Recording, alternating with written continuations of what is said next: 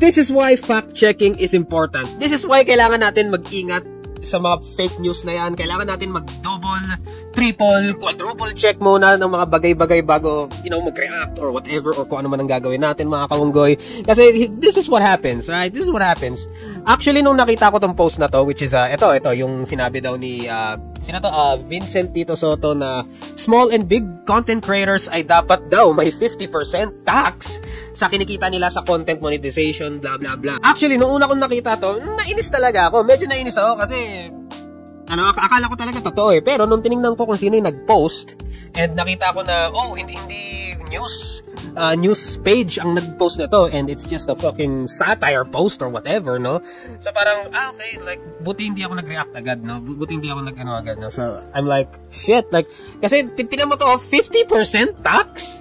Small and big creators? Are you fucking kidding me? Pero buti na lang, like dinouble check ko muna, chinek ko muna sa Google, chinek ko muna kung saan man, ganun, blah blah blah. So it's fake news.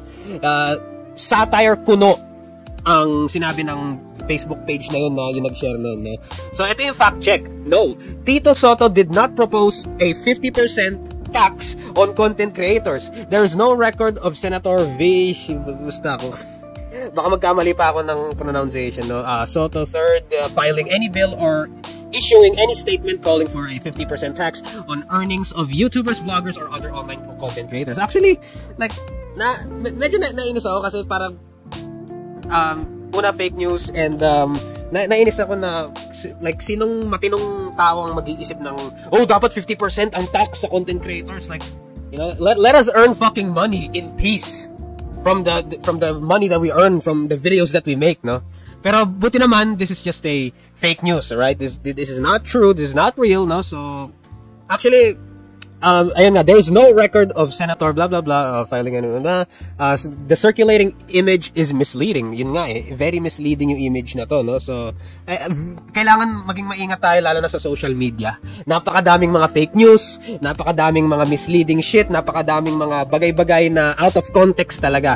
Context matters and ang daming mga fake news talaga. Ang daming mga shit, ang daming mga bagay-bagay na iti-twist talaga out of context to create a certain narrative mga kaunggoy. Ako naramdaman ko yun, no? Kasi may mga, alam niyo yun, naramdaman nyo na yun, yung gagawa sila ng isang bagay na, ganto, ganyan, tapos ang daming maniniwala without even fact-checking or checking the context of everything or to hear both sides of the story, mga kaunggoy. Maniniwala agad sa ebas-ebas ng ibang tao, no? Maniniwala agad sa sabi-sabi. So ayun, alam ko yun mga kaunggoy, no? And naranasan ko na yun, no? Yung mga fake news tungkol sa mga bagay-bagay.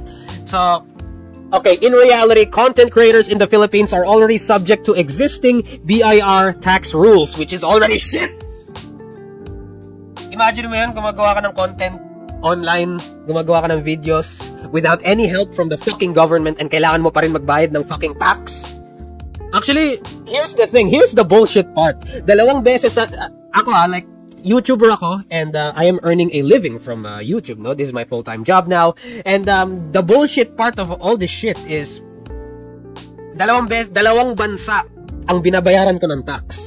That is the United States and the Philippines, no? Kada sweldo ko sa YouTube, dalawang bansa ang binabayaran ko ng fucking tax, right? Anong Jari, paano ka nagbabayad ng tax sa US? Well, meron kasi kaming WB form. Ano ba yun? WB1 form? Nakalimutan ko yung tawag nito. Basta yung tax treaty bullshit sa US and the Philippines, no? Meron. Basta sa mga content creators dyan na YouTuber or kung ano man na ayun na nagbabayad din ng tax sa US. Alam niyo yun, no? Alam niyo yun. Hindi ko na kailangan. Search nyo na lang yung WB form, content creators, YouTube shit. Basta ayun mga kaunggoy. So, ayun mga kaunggoy. It's very bullshit. Ang daming akala nyo akala nyo yung mga vloggers, mga YouTubers, content creators hindi nagbabayad ng tax? Akala nyo ang mga content creators walang ambag sa lipunan? Ulol! Medyo malaki nga yung bayad namin, yung tax namin, 35%. Regular income tax rates, 35%. Alright? Which impose regular income tax rates up to 35%, may bawas na nga yung kinikita namin sa YouTube and shit mga kaunggoy, no? Which is already shit.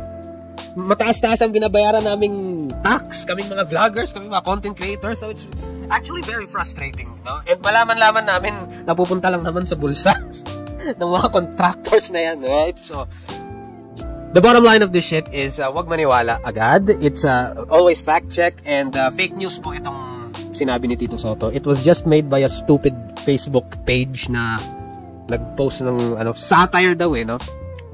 Tito Sotto's known legislative proposals have focused on false... Oh, shit! Tito Sotto's known legislative proposals have focused on false content regulation and media accountability, not taxation. Right? So, it's about fake news naman pala and the other shit, no? Sa yung gustong i-propose ni Tito Sotto, right? It's not about taxation. The verdict, the claim that Tito Sotto wants to impose a 50% tax on content creators is false and unverified, mga kaunggoy. So, ang dami mga comments dito. Kayo na lang magbasa or kayo na lang maghanap nitong post na to, no? Dami dito mga fake news daw, ganun-ganyan, bla bla bla. Tapos mga vlogger din mismo ang kumagat kahit may satire na hashtag. Actually, muntikan na akong kumagat dito. Muntikan ko na sana gawa ng video to. I was about to make a rant on this shit, no? Pero buti chinek ko muna sa Google, sa Yahoo, sa any news outlets, right? So ayan, puro paninira ang trabaho, bla bla bla. So thanks for this. I'm recording. Okay, daming mga. So yun nga, mag-ingat po tayo sa mga fake news ngayon. Marami na daw ang dami na daw mga fake news, no? May nag-comment nga dito, the damage has been done na daw. So masyadong tao na maraming naniwala, right? So that is very shit, mga kaunggoy, right? That is very shit. Kaya kailangan mag-ingat nga sa fake news. I'm already a broken record at this point na. So, masyado ko nang paulit-ulit yung pinagsasabi ko. Pero, ayun lang naman. Gusto ko kasi dik-dik, no? Huwag masyadong maniwala sa mga shit online. As much as possible, try to fact check. As much as possible, try to find both sides of the coin. As much as possible, try to learn all sides of the story and not just one. This goes for everything, right? Mapa politics, mapa social media, mapa kahit anong community man yan online, right? Pag may nagsabi sa inyo, oh, toxic si ganto, toxic si ganyan, toxic si ganto, toxic si ganyan, oh, sinabi ni ganto na ganto ka raw, ganyan, wag masyadong maniwala, right? Wag masyadong maniwala.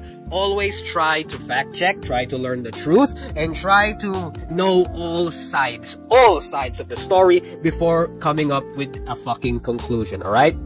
Para na paganahin lagi ang mga critical thinking shit natin, right? Wag masyado one-sided lagi, mga kaunggoy, right? Research din pag may time, right? Kasi delikado po yun, no? Research din pag may time, mga kaunggoy, no? And that's the bottom line because Manong Jerry said so. Right? I gotta head out.